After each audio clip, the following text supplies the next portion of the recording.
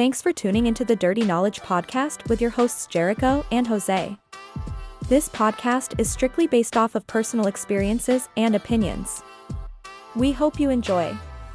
Please like, subscribe, and share for more content like this. Welcome back to the Dirty Knowledge Podcast. My name is Jose, your host with GMP Property Services.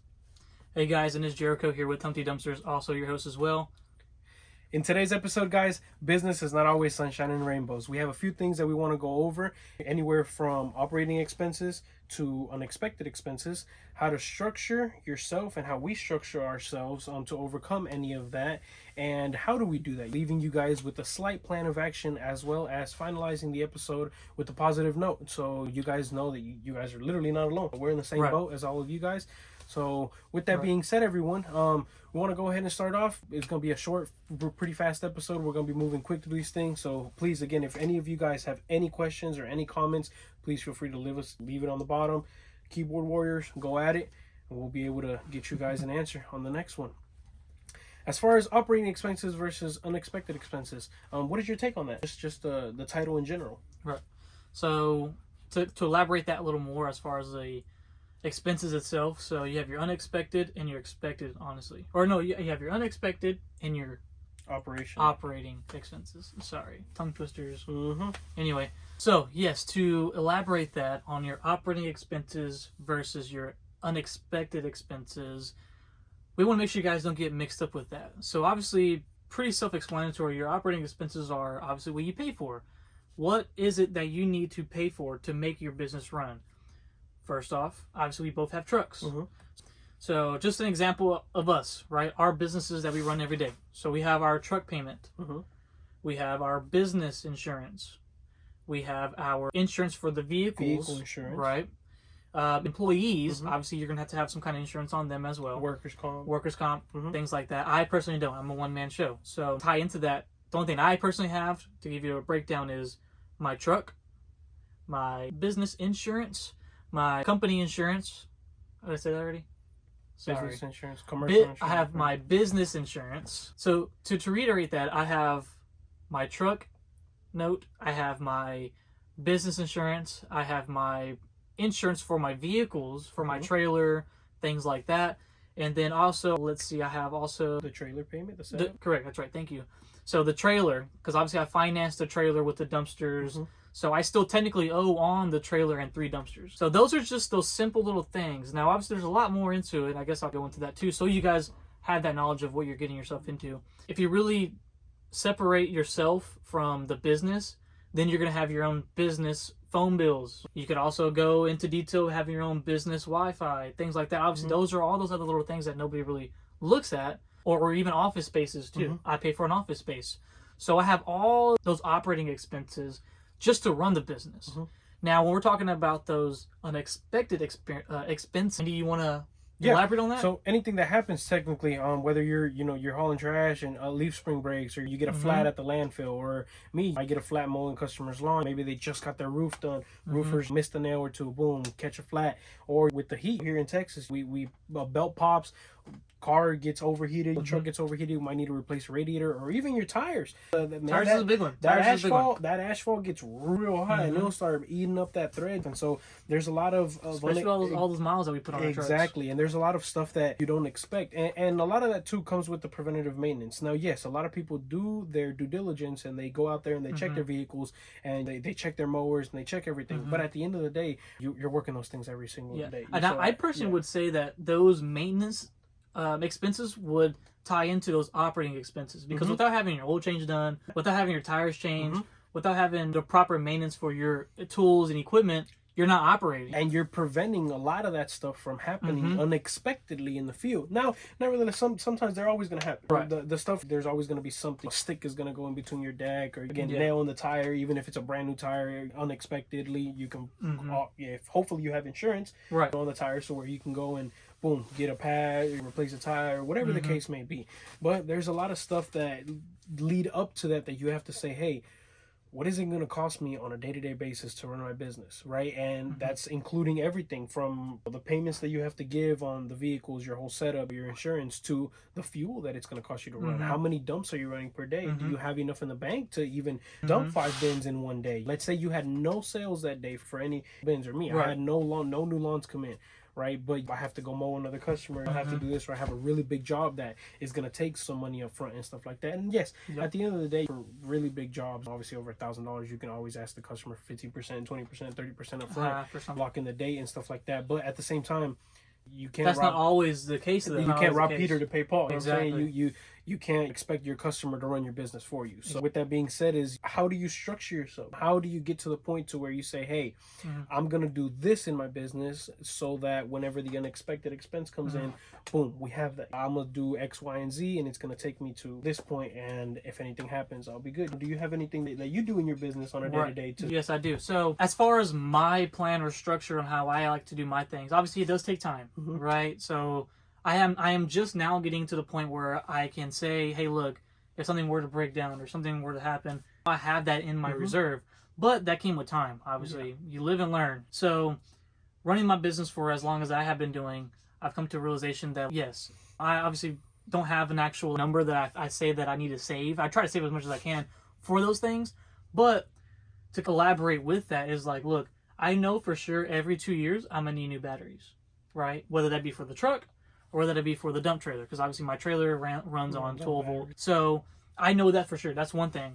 Tires for me are a little different because I can go to the landfill a weekend and change out 2 or 4 tires, right?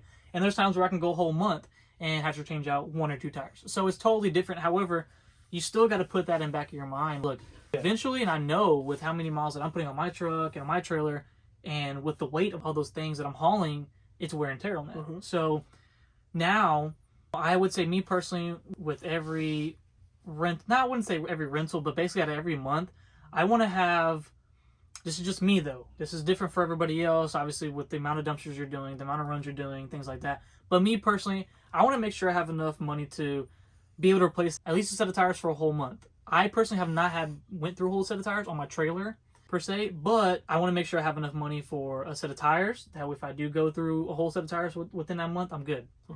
I also want to make sure that obviously I have enough money to pay for my oil changes for that whole month. And there's times where I might do 2 oil changes that month, right?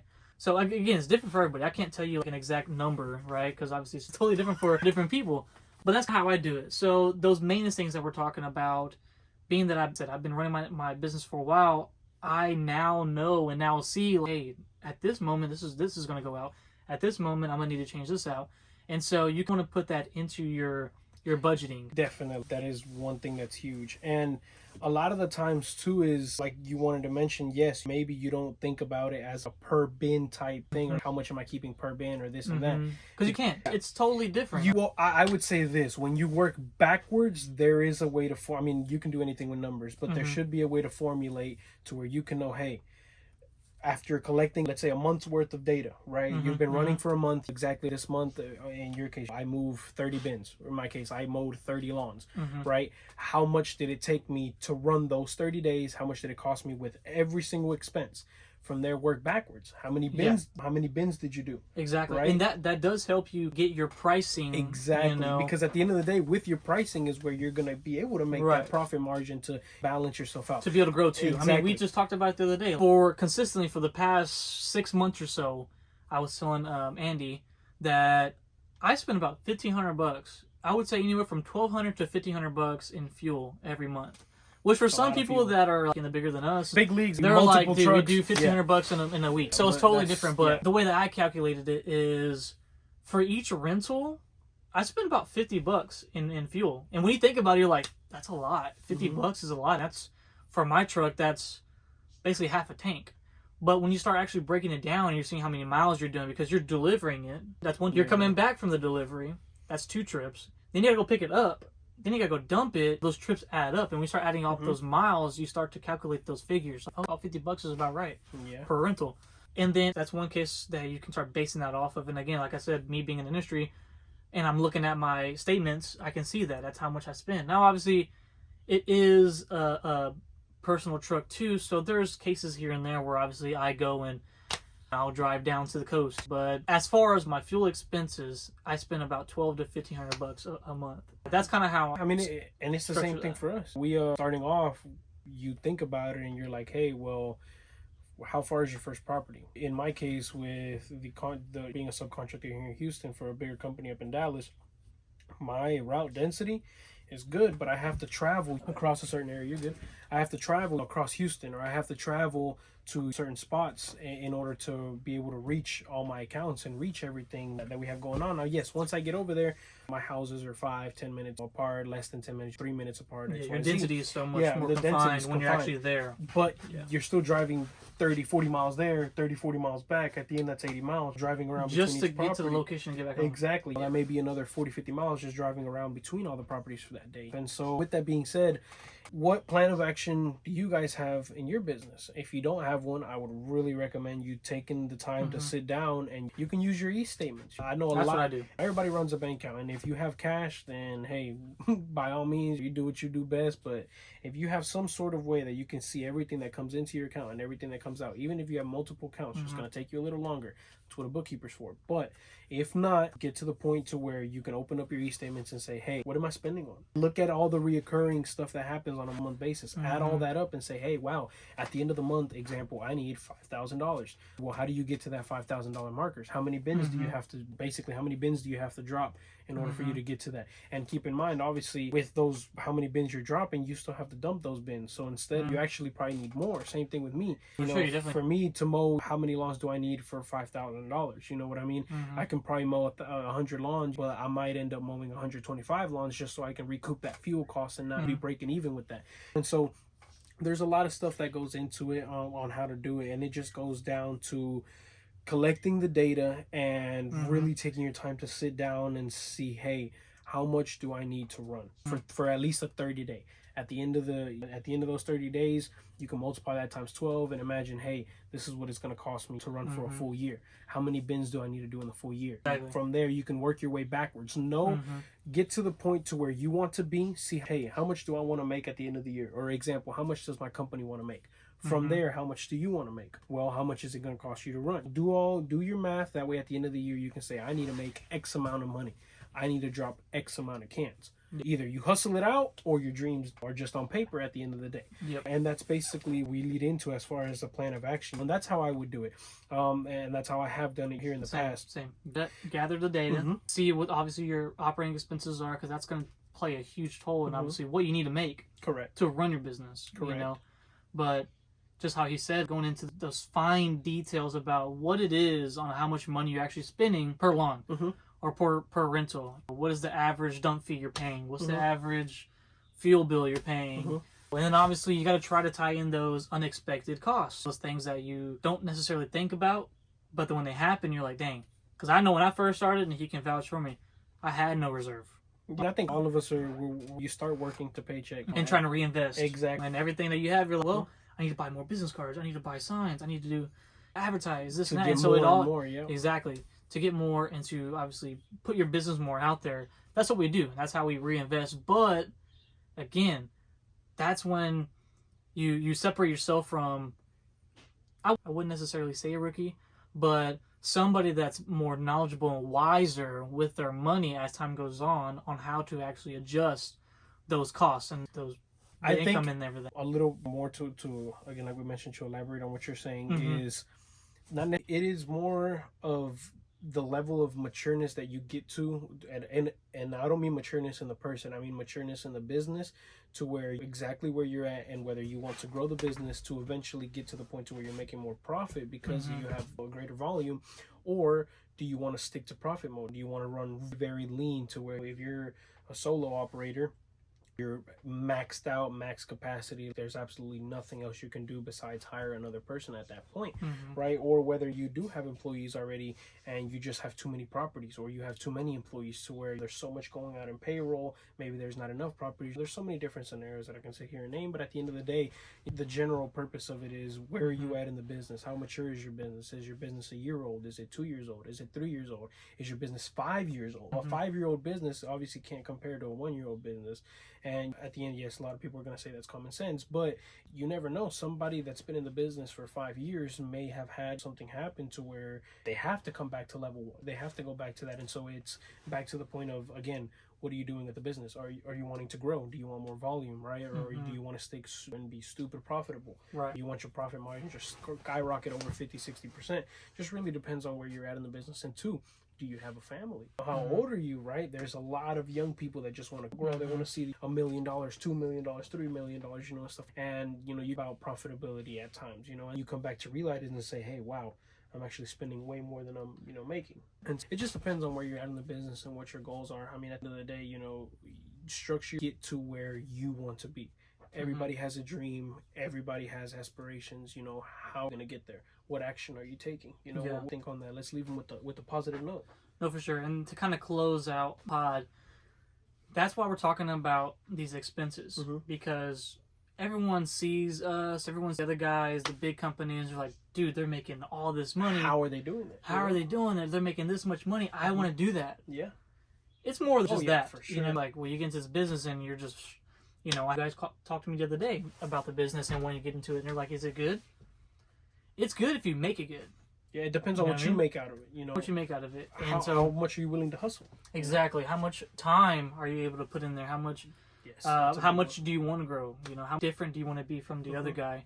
But again, it kind of ties about saying about the expenses for those that are wanting to get into the industry and things like that. That's why we're talking to you guys about it, because we want you guys to understand and know that you have your operation cost, you have your unexpected cost, and showing you guys and telling you guys about these things will give you a better idea on how to overcome these unexpected deals or the expected ones, and obviously help you grow better. You know, not being able to do that in a few situations where, you know, we the fix things or to nevertheless the mindset. Yeah, exactly. You know, having the mindset to even get to the point to say, hey, let me, you know, maybe price $2-3 per lawn, you know, or $5 per dumpster, you know, so at the end of the day, I can cover that extra expense, or I can cover you. One thing that I personally had struggled with was that because I was trying to be the cheapest guy. Now I was doing it as a part-time deal, and again, I really wasn't making a whole lot of extra, especially when I had to hire him to do it. I'm only making $30-40 a dumpster, which at that moment it's like, okay, making $30-40, you probably shouldn't do it. But we're working volume, so that's why it added up for me, and that's why I did it. Because I was like, if I make an extra $200 a day, I mean, you're also in a different spot because you had a part-time job behind that. Correct. You know? So correct. I had an actual income coming in, so that's what I'm saying. It's totally different, right? Everyone's situation is totally different. We're just telling you guys from the knowledge that we have gotten from being in the industry, but again. So we're talking to you guys about these operation and unexpected expenses so that you can learn from us to have one step, basically, you know, one from where we were at. And every business is at a different level too. I mean, if employees, that's completely different. You know, again, their business different, but I know me, you know, my number one, you know, at a point to where I wouldn't even call them employees. You know, my guys, they're my leads, you know, they're head of the team. You know, they are the business. Yeah, and so why, for me, it's very important, you know, to you have that structure to say, hey, when it's time to, you know, payroll, you know, and anything, a lot of businesses are run differently, you know. Let's say in my case, like your subcontractor, you know, and stuff, they have to wait that net 30 for the check, or you may have to wait net 15, you know. Again, and make sure you have that communication with your guys and they know exactly, hey, yes, we are net 15 or we are 30 or whatever it is. When you have that get paid, you know, and you're fully transparent, you know, as guys, like, you know, it's gonna be, and be like that since day one. You know, have handbook, have you know, you make sure you screen your people correctly to where you know that you have out on the field, you know, because it has to do with your operating expenses, and you know, you know, if someone out there cutting the lawns, you're not going to be making that much profit. You know, your sales out there, you know, so their time, exactly, you're paying for their time, their skill, all that, you know, and you're still paying for all the operational costs. Exactly, above that, you know, you give them to your insurance, you got to do a bunch of stuff. So again, guys, with that being said, don't get discouraged. You're not alone. We're all in the same boat together. You know, that's why these conversations. Yep, a rising tide raises all ships. You know, and guys, we cannot reiterate that enough. Y'all are not alone. Like, there's so other people that are in the same spot in the business that can say, hey man, like, I'm having trouble, or I'm having that trouble, you know. Reach others. There's so many Facebook groups that you can join. There's so many you know, activities city that, you know, you go into, or even within our field. You know, we have the dumpsters coming up. I know full of activities that we can do within the green industry here towards the end of the year that we can go see, you know, and to know each other, man. Network, you know, don't hit up that lawn care company that you see is doing good on Instagram, you know, and tell them, hey man, you know, my day's doing good. how you doing? You know, bring, like I mentioned earlier, a rising tide raises all ships. So Yeah. you know, let's taken care of, and let's do our part in helping out our community. What do you think? No, perfectly well said. Again, this is why we do this. This is why we have the podcast. This is why we sit down, take time out of our day to obviously talk to you guys and show y'all the knowledge that we have obviously obtained from over the years. So with that being said, we appreciate you guys. Thank y'all for tuning in. Thank you guys for clicking on the video. We appreciate everything. If you guys have any kind of questions or anything, please comment down there. Dying for our first comment. No, we didn't. Oh yes, actually yes. Yeah. I was completely my fault. Yes, my boy Stanley. Yes, Stanley. That is, Stanley. Yeah. Oh my gosh. Now I'm look bad. Yeah. Now you're. Stanley. You know what? I'm gonna. Matter of fact, I am gonna. What's her name? Because I don't want to feel bad. Yeah, that was. They're actually gonna be, and that's even worse because I'm like they're gonna be on our podcast. Oh my goodness. We have to get my boy Stanley on too. His mindset is. Man, he has a crazy entrepreneurial mindset. That man can, when they tell you that you can sell ice to a polar bear, it's crazy. That man but that is funny. He has had a huge role in too, you know, and run our businesses, you know, behind and stuff. And, you know, we have very good conversations with that man. So hopefully he'll be popping up soon. Let's see if he can pull up that the comment. Well, I guess. Technically, yeah, totally different. Yeah, we're gonna scratch all that because technically that's on my YouTube channel. So I was gonna say, yeah, that's not on. Totally forgot. Anyways, we're probably gonna cut all that out. Yeah, that's fine. So, anyways, thank you guys again. If you guys have any questions, again, just reach out to us. God damn, I'm gonna cut all that out too. That's fine. Do it again. Thank you, everybody. With that being said, if anybody would like, you know, to comment, you know, let how you guys feel. Let us know if you have any questions. Please feel free to share it. Like, you know, free. Liking is free. You know, anything. Subscribing is free too. Subscribing is free too. You know, help, you know, boost us up. You know, out there to reach more accounts. You know, reach so that they can find out who we are and and help others along the way. Exactly, and start bringing some more people on. You know, who like to hear what others have to say and how others would like to help the industry. Yeah, or if you'd like to be on the podcast, I mean, hey, it's a DM. Comment on there. You don't have to have 50,000 followers or whatever the case may be. No, you can have. I mean, you can have one. I don't care. You can have no followers. Honestly, we're all here together. We're all here to help each other out. So definitely. Well, appreciate you guys. Hope you guys have a great 4th. We'll probably upload this pretty soon, but yeah, a few after the 4th of July. So happy Independence Day to everybody out there. Hope everybody's staying safe. Family time. Don't burn fireworks. Nobody else done. No, but take care, guys. All right. See ya. Cut.